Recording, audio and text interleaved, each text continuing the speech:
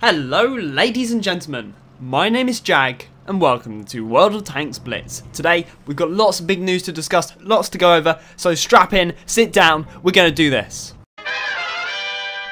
So in today's video we're going to explore what we can expect to see in future updates of the game, what Wargaming have announced and what we've seen in, leaks and sneak previews, that sort of thing.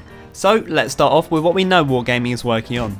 Firstly, there are two tanks that are currently being developed, those being the T-22 Medium and the Panzer 38 Mutz. Let's just focus our attention on the T-22 Medium for now. It is a Soviet Tier 10 Russian medium tank. On PC, its key characteristics are its mobility and its gun handling. However, these are shadowed by the lack of frontal armour, as well as its poor DPM. Unlike its PC counterpart, the T-22 Medium in Blitz does not feature a machine gun atop its turret yet. Next, we have the Panzer 38 Mutz, a Tier 8 German medium tank. In World of Tanks PC, it is praised for its accuracy and its ability to penetrate enemy armour. It is also noted that the vehicle has decent mobility. This is balanced out by its low hit pool and poor armour, as well as a low DPM. So it looks like these tanks share a lot of characteristics in common. The same can't be said for the next tank I'm about to show you. The next tank we can expect to see in World of Tanks Blitz is the Scorpion G. I assume that recently the NDA for the Scorpion G has been lifted because there was a flurry of videos coming out yesterday from the community contributors all about this tank.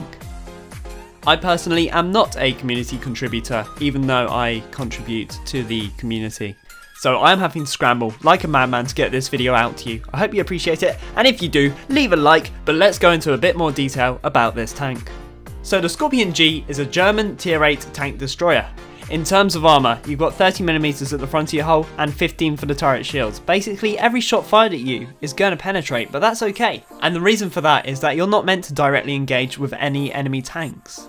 You're going to be playing the supportive role. This tank has been described as having excellent camera rating, so you're more likely to be in a bush at the back of the map somewhere and picking your enemies off from afar. The real saving grace for this tank is its gun. It's got 246 penetration for its standard ammunition, and those shells have an average alpha damage of 460, which is really good. Pair all that with a gun that's got a dispersion of 0.3, and you've got a tank there that can only be described as lethal. So let me just load into Blitz and see what the chances are of getting it.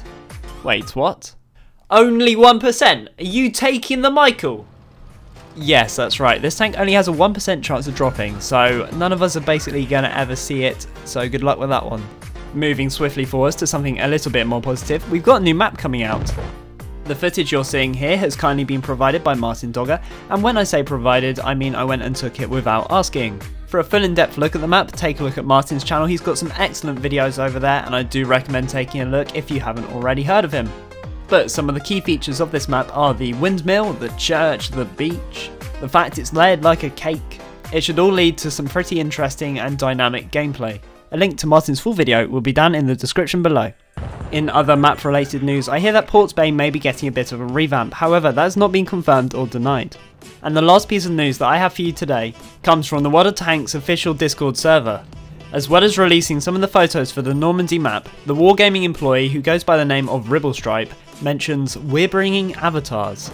Exactly as to what this means I am unsure, but I would suggest that it is an image linked to your account in some fashion.